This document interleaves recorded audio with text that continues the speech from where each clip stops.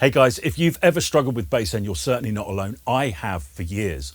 I think we've just made something quite remarkable. Come and have a look at this. I had this track going.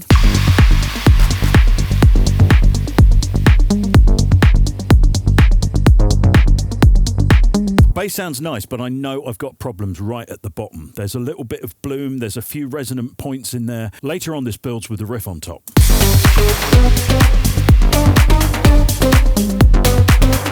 Now, I know I can improve on this bass end, so what I'm going to do is select about 16 bars, and I'm actually just going to export it straight out onto the desktop. This is the F9 Spectral Match site, and what I'm going to do is drop a reference track in there.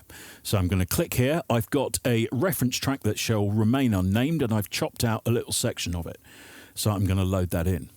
Now, I know that this is in C# minor, so I'm just going to tell it which key. I'm also going to check this box to include the sub-bass high-resolution analysis and hit the Analyse button. Here you can see the analysis of the broadband spectrum, so this is the entire track, and this is the bit I'm interested in. I know this particular track that shall remain nameless sounds absolutely stunning in a club and on my studio speakers, on my headphones, everywhere. So I'm keen to see if I can get anywhere near it. And you see there's this beautiful kind of roll off between 20 and 30 hertz. There's a resonant peak probably at 67, 68 hertz and another one at 135. Here's the sub-bass resonance, and you can see that peak here again at 65 and then a little bit later on. But now you can see the sub-bass spectrogram here at the bottom, and I find all of this fascinating. So I'm going to drag this fader down here at the bottom to the left, and what that is doing is just changing the contrast.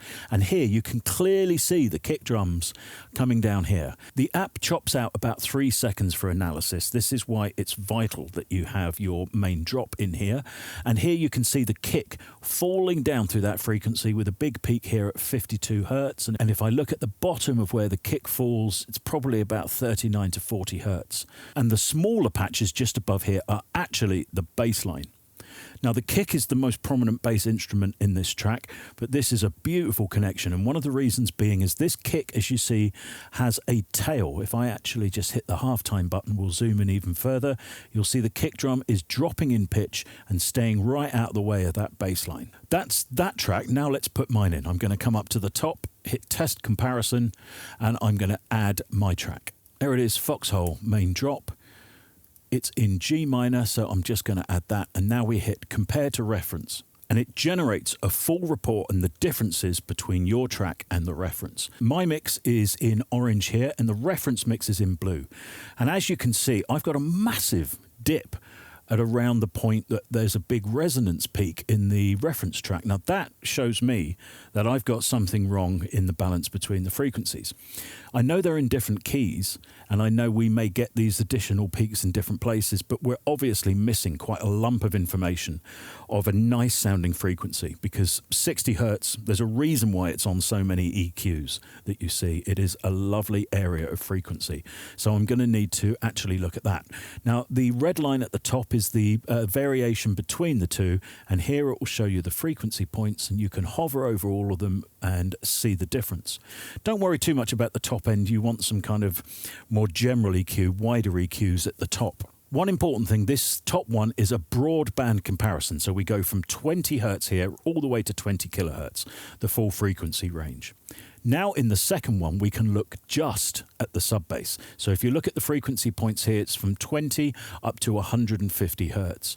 And what's fascinating here is that compared to this beautiful sounding reference track, it looks like I've got way too much information from 20 hertz up to probably about 38. So I could do with actually rolling some of that off to get that lovely smooth bass response. And you can really see a difference here on the spectrograph. So the top one is the reference track. So let me just drop that again, and I'll drop mine here. You can see the kick drum. Actually, is mine going a little deeper? No, pretty close, but my bass line is closer. So I'm going to have to be careful to watch the interplay between these two elements. But now we come to the most important and the whole reason for me building this. These are a collection of EQ recommendations that the app thinks would help make my track sound more like the actual reference. Now, the first thing There's a deep bass bloom between 20 and 50 hertz. Okay, there's basically something going on right at the bottom I need to go and have a look at. So here are the actual EQ suggestions. It's suggesting a high pass at 20 hertz with 18 dB per octave to help bring that down. It's also suggesting a boost at 63 hertz, dropping at 110 hertz, and 307 hertz, which is one of those boxy frequencies that edges just onto the bass spectrum. And here's the result.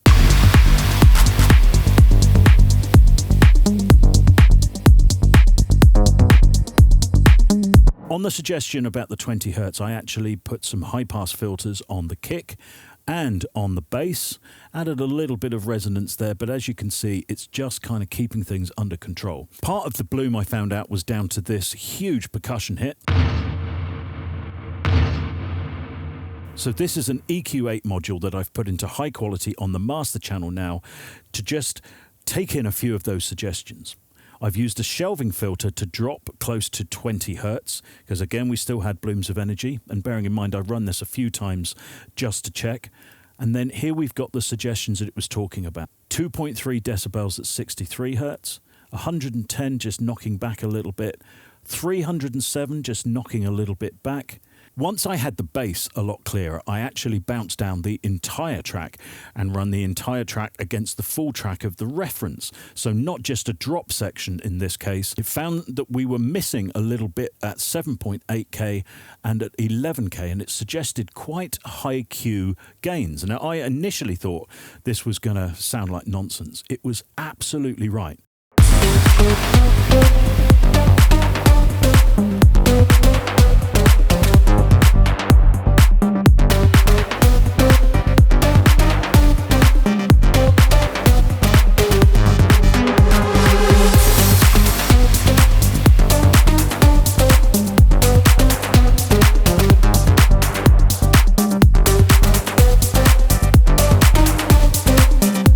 Now, just a quick note, all of the processing happens inside your browser. Absolutely no music leaves the app or it's sent backwards and forwards, and certainly no degree of AI training or anything like that. And if you like the sound of this track, it's called Foxhole. It's one of the projects, one of the 15 projects in F9 Galaxy for Ableton Live. And I've just created a full club mix that is available on everyone's downloads for Galaxy as a separate Ableton project. We've also got a couple of other tasty extras, including some vintage DX SP1200 drums and stems, and a Tom from Sequential Circuit drum kit and stems as well.